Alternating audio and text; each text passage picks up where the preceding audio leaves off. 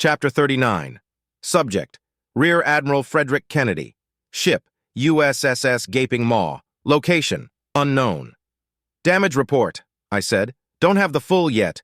From what we've noticed so far, we took a couple of knocks to the armor, but all the important stuff is fully functional. Shields are recharging now, sir, Captain Blavro reported. We were fortunate that... The captain trailed off and absent-mindedly nibbled on the back of his claws. A habitual cleaning ritual that Alomari do when they're stressed. The thought he bare to finish is that we were fortunate that the carnage took the hits for us, and then its wreckage was able to provide us cover. If it weren't for that, we would have been destroyed. Sir, Fleet Leader Oyen is ordering 30 minutes for R&R, Smith said. Kind of an odd time. He means reinforce and replacement, Omega clarified. Understood, I said. Omega, take over the stations. Everyone else, grab a drink, hit the head, and be back here in 20 minutes. Aye, sir, Omega said. I watched as the crew vacated the bridge, and once the last of them left, I leaned back in my chair and exhaled fully for the first time in what felt like eternity. Once I let my guard down, the shakes took over. We had almost died. The other two dreadnoughts were destroyed. It was only by sheer luck that we hadn't been. If we had been on the other side of the carnage, or if we hadn't been able to protect ourselves with its corpse. Fuck, I whispered, rubbing my beak to soothe myself. You should take some time as well, Omega said. By the time I make it to my quarters, I'll have to immediately turn around, I joked. You don't need to go all the way to your quarters to... Omega, I interrupted. I will be fine. This is not my first close call, and I doubt that it will be my last. I understand the reason for your concern, but I am fit to carry on the mission. My concern isn't limited to your usefulness, the AI said calmly. But even if it were, you're not looking at the big picture. Even if you're fit for this mission, what of the next? And when you finally return home? Treating PTSD is intensive and costly. It can be even more costly when left untreated. So it's in everyone's best interest to make sure those around them are mentally fit. Touching, I chuckled dryly. Now leave me be. So be it. Silence filled the bridge, and I let my mind wander. Both ships had managed to launch their escape pods, but there's no doubt that there were still crew aboard when the ships broke apart. We won't know the full scope of the tragedy until much later, though, long after our next encounter with the MPPs. They could easily have been the ones wondering about us. I'd almost lost my ship, my crew, and my life. The universe, through machinations unknowable, had seen fit to spare us and take them instead. Why, though? Surely there were people more deserving of life who died aboard the carnage and the tip of the tip. Does it really just come down to luck? My ruminations only seemed to last for a few moments before my crew started trickling back into the bridge. I adjusted myself and put on an air of stoicism for them, but none of them were looking at me. They all appeared to be wrapped up in their own contemplations, except for Commander Stevens, who approached me with a mug in hand. Here, sir, he said, offering me the mug. Probably good to have some coffee while we have the chance. I appreciate the sentiment, Commander, I smiled. However, Nuknu are allergic to caffeine, which is why I brought you some decaf, sir. Now you're talking, I said as I greedily grabbed the mug from him. Thanks, Stevens. No problem, sir. The commander returned to his station as I took a sip of the perfectly heated ambrosia. I am told that decaffeinated coffee isn't as good as regular coffee, but it's still amazing. Hell, my whole species loves the smell and taste of coffee, sometimes to an unhealthy degree, something we actually have in common with humans.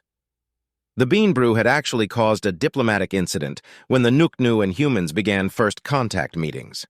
One of the human diplomats had offered the beverage to a Nuknu diplomat without knowing the effects that caffeine has on avian physiology. Thankfully, the Nuknu diplomat survived, and the human diplomat was able to effectively explain that the beverage was frequently consumed by humans and not considered poisonous. Neither side had any regulations specifically regarding food and drink, which had been an oversight caused by someone thinking other people had common sense. This incident changed that, and gave both the Nuknu and humans a friendly jab at one another. Imagine being dumb enough to feed aliens a toxin at first contact, and imagine being weak enough that caffeine can kill you. Ironically, this awkward and nearly fatal incident deepened the relations between our peoples. Sir, the damage to our armor has been repaired and some Lights have been replaced as well, Blavro said. Lights? I asked. Yes, sir. Apparently there was some arcing from the Ultramac that went in an unexpected direction due to an attractant rod getting knocked loose. The rod's been replaced too. Are we green? Yes, sir. Good. Did we suffer any casualties? Only one, sir. Ensign Barula from engineering suffered a minor concussion. He was under a console when we took a hard hit and got a good smack. He's expected to make a full recovery in 5 minutes. I chuckled. Concussed engineers were honestly the best one could hope for in such circumstances. Skull knocks, shocks, and broken fingers are par for the course among the field. It's a damn good thing for them that we have great health care. Very good, Captain. Get us in formation and charge the FTLD. Captain Blavro began maneuvering into position as I leaned back in my chair, continuing to enjoy my coffee. It's amazing what a cup of the good stuff can do for one's spirits. The USSS Carnage and the USS Tip of the Tip are being replaced by the USSS Clenched Gauntlet and the USSS... Blavro stopped for a moment and chuckled. The USS Hole Puncher, even I get that one. Commander Stevens let out an exaggerated sigh, which made Blavro laugh. It's only dirty if you make it dirty, I said, placing my now empty mug in the disposal unit built into the side of my chair. As a matter of fact, I believe you'd be hard-pressed to find a more accurate description for an Ultramac. I get where you're coming from, sir, but if we aren't careful, these names are going to corrupt our poor, innocent captain here, Stevens said. Next thing you know, he'll be reading the Alumare Renegade along with the rest of the degenerates.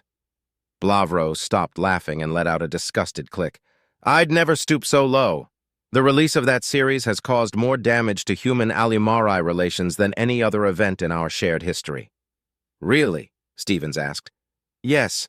How would you feel if an Alumari released a series that not only butchered human history and culture, but also made several vastly incorrect assumptions about your anatomy? Now take that feeling and add the fact that it's an interplanetary bestseller. Are we ready to jump yet? I interrupted.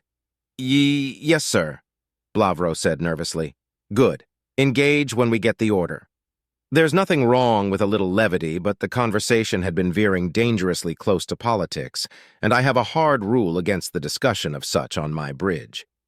While it's true that the Alumari Renegade and its many sequels had been considered an insult by many Alumari, they're not exactly innocent of cultural insensitivity either.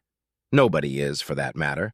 Both the Alumari and the Gaunt had presented painted eggs to the Nuknu as first contact gifts, completely ignorant of the implications of such a gift.